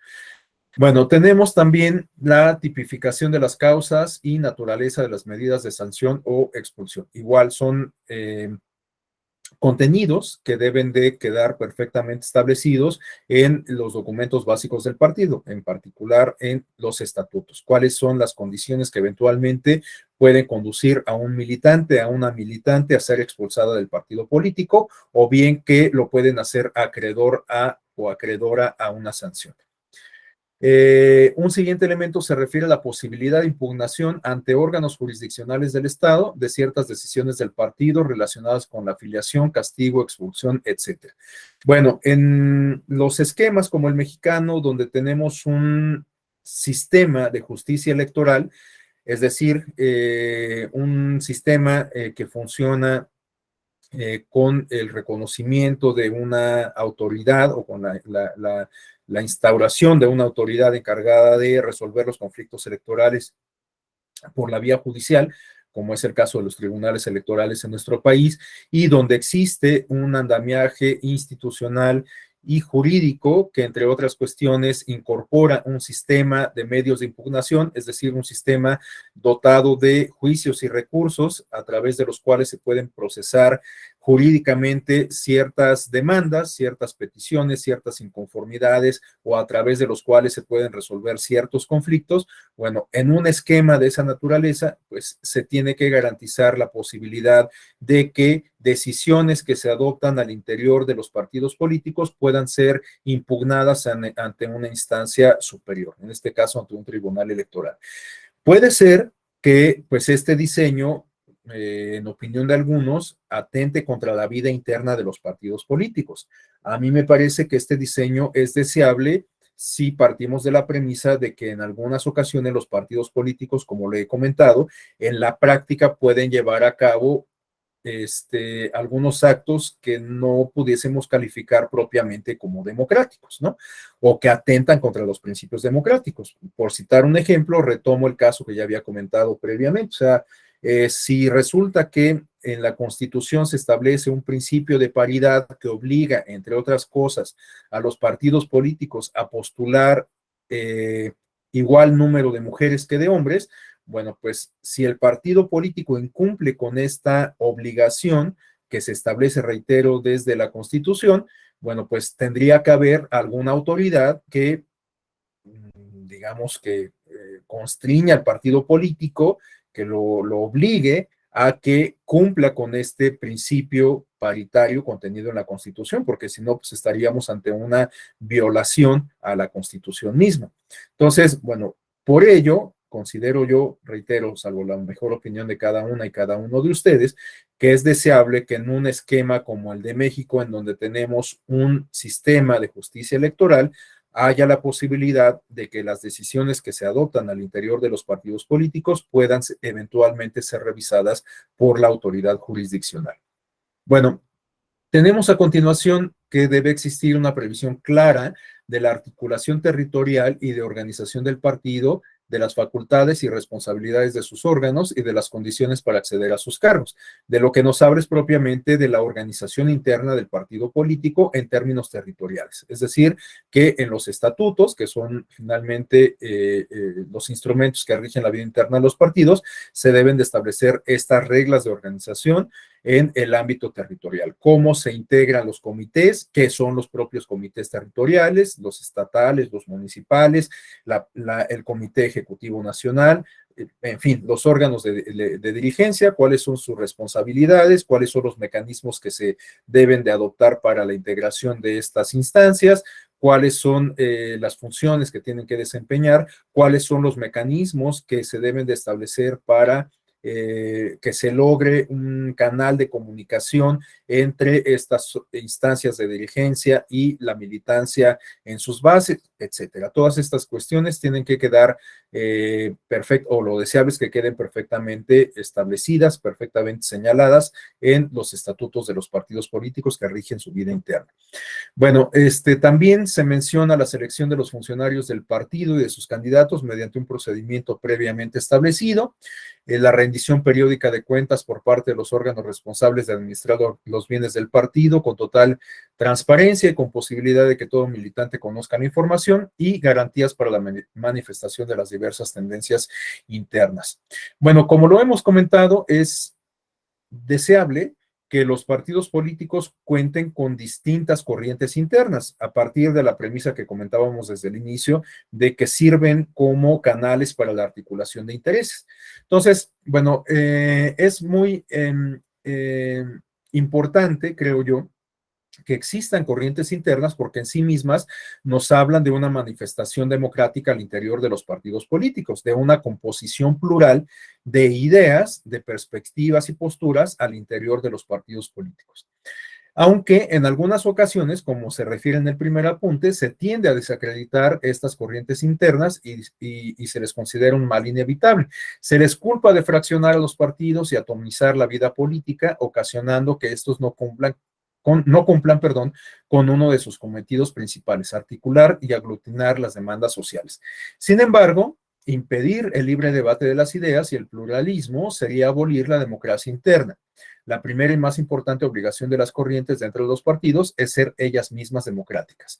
No son aceptables corrientes caudillistas o excluyentes. Bueno, estos apuntes de lo que nos hablan es justamente de cómo se materializa al interior del partido político, cómo se materializan algunas ideas propiamente democráticas, ¿no? O sea, si pensamos que los partidos políticos son unívocos, que no hay posibilidad de que haya disidencia, bueno, pues a lo mejor estaríamos hablando más bien de un partido político que no es propiamente democrático, ¿no?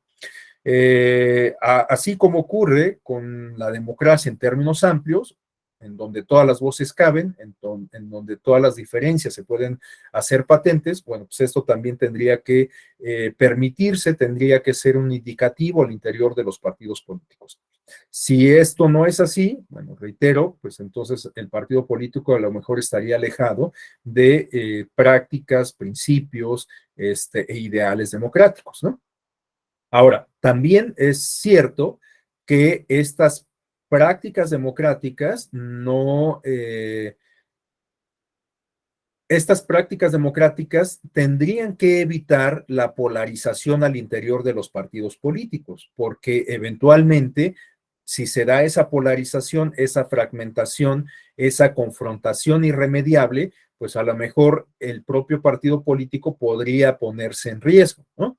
Y esto lo podemos advertir en el caso de varios partidos políticos, pero en específico, y esto lo expreso con todo respeto y en términos estrictamente académicos, pudiésemos tomar como referencia el caso del Partido de la Revolución Democrática, porque ustedes recordarán que el Partido de la Revolución Democrática en realidad es una expresión política que terminó por aglutinar varias de las manifestaciones partidistas que existían durante la elección presidencial del año 1988. Ustedes se acuerdan que Cuauhtémoc Cárdenas, que era el principal candidato opositor a Carlos Salinas de Gortari, postulado por el PRI, fue apoyado por distintos partidos políticos en esto que se conoció como el Frente Democrático Nacional. Y después de realizadas las elecciones y del triunfo de Carlos Salinas, se fundó el Partido de la Revolución Democrática, aglutinando varios de estos partidos políticos que terminaron por fusionarse en una misma fuerza electoral, que era el Partido de la Revolución Democrática. Varias de las fuerzas históricamente de izquierda se aglutinaron en torno a la nueva entidad que era el Partido de la Revolución Democrática. Pero justamente como el partido desde su origen estaba integrado por distintas fuentes, distintas corrientes políticas, esto significó en muchas ocasiones problemas al interior del partido político, por utilizar una expresión genérica, ¿no? Y esto permitió a la sazón la creación de lo que coloquialmente se conoce como las tribus al interior del partido político. Algunas de esas corrientes siguen estando presentes en razón de que el partido político sigue estando vigente, conserva su registro, aunque pues bueno, para nadie es un secreto que ha tenido una merma importante en las preferencias electorales, que lo han llevado a tener una baja significativa en el número de votos que recibe en cada elección. Incluso en el ámbito de las entidades federativas hay muchos casos en donde ha perdido el registro, pero bueno, el partido sigue sigue existiendo e incluso sigue teniendo presencia en los órganos legislativos, ¿no?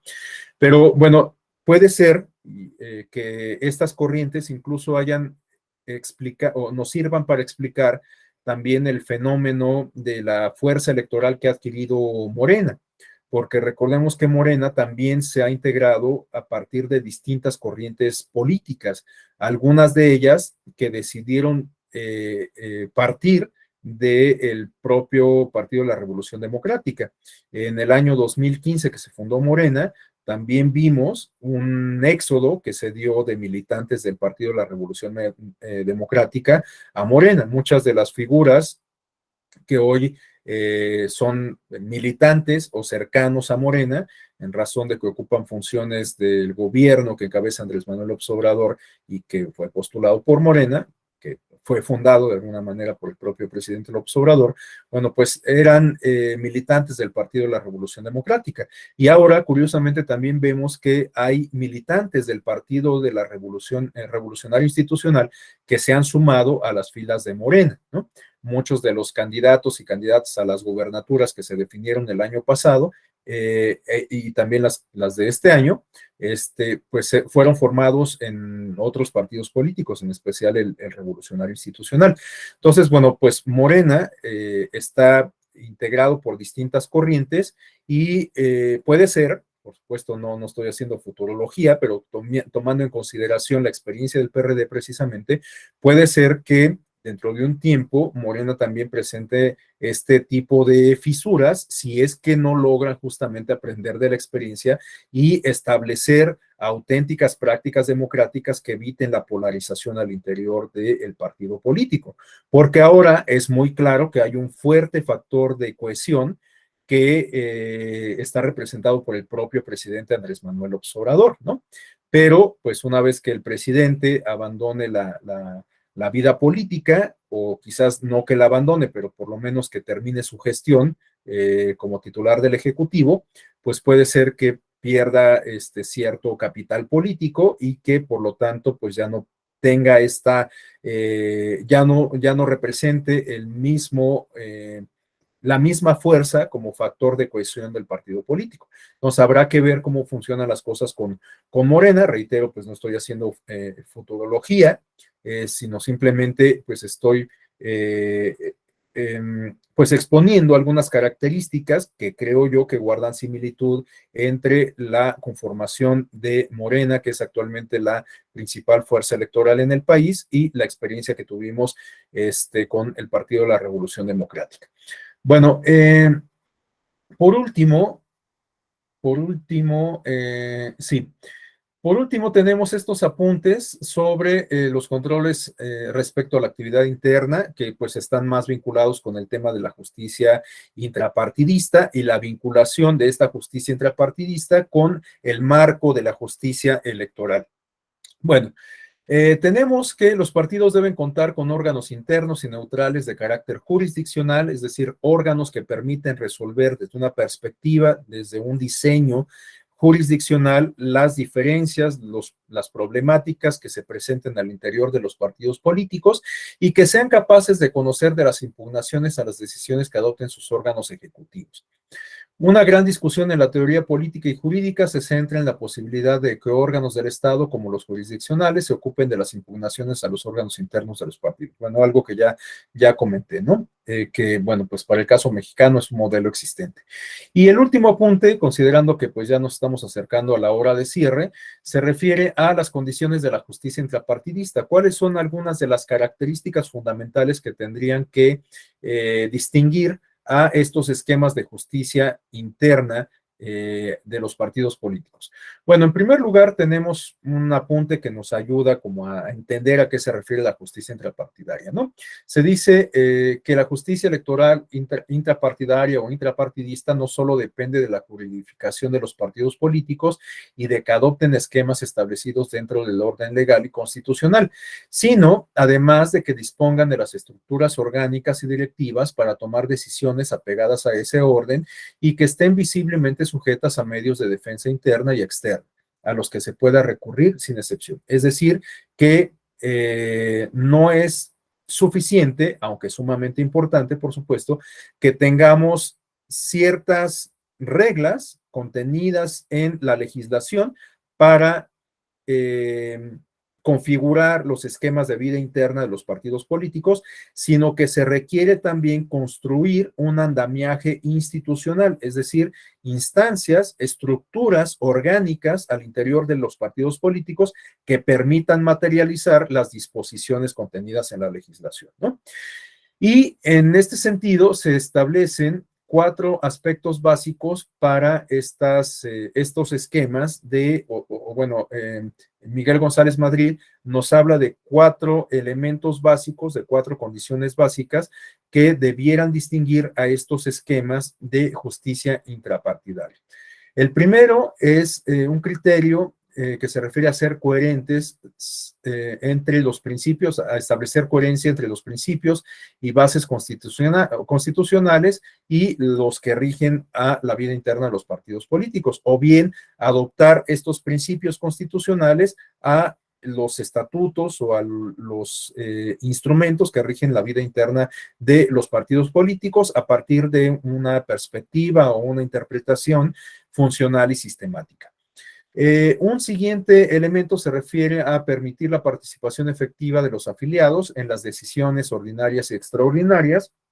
Bueno, ya lo comentamos, es indispensable que los partidos políticos establezcan estos mecanismos y creen estas estructuras para que toda la militancia pueda eventualmente tomar parte en el mayor número de decisiones del propio partido político.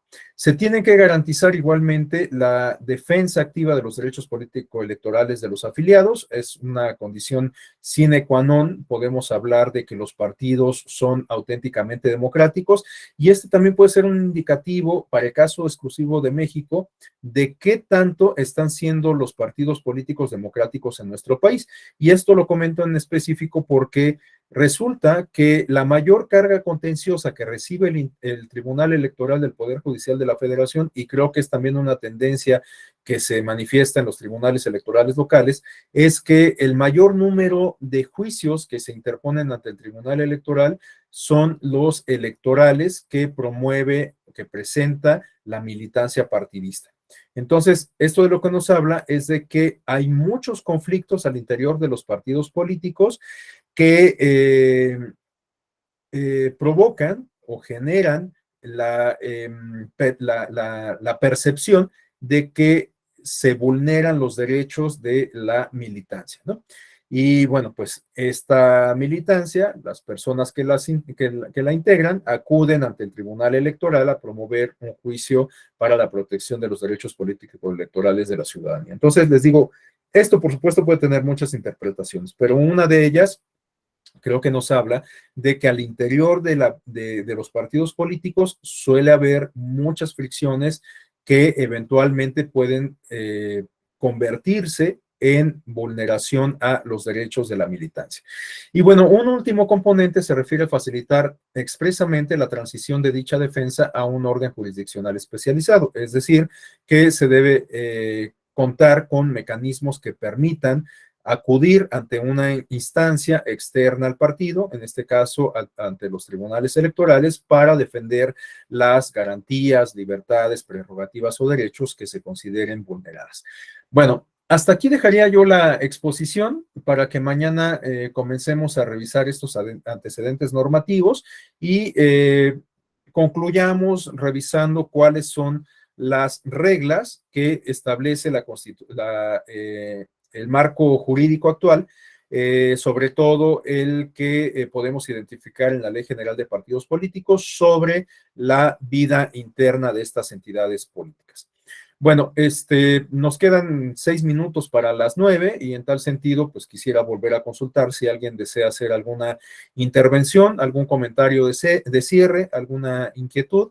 Bueno, pues en estos minutos que nos queda pudiese ser el caso. ¿No? Bueno, si no hubiera ningún comentario, no me resta más que agradecerles su atención, pues brindarles mi reconocimiento por levantarse temprano.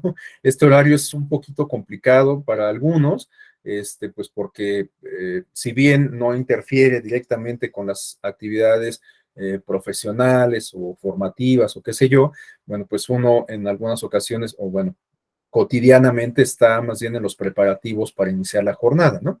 Entonces, a veces puede ser un poquito complicado. Pero bueno, pues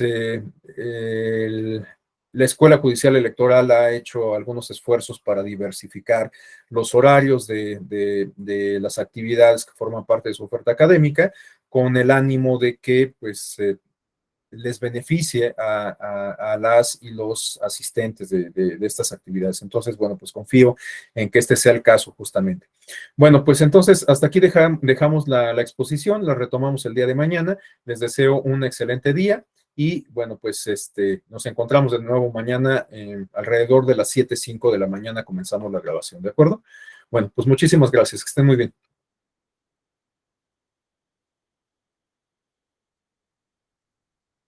Gracias, Cris.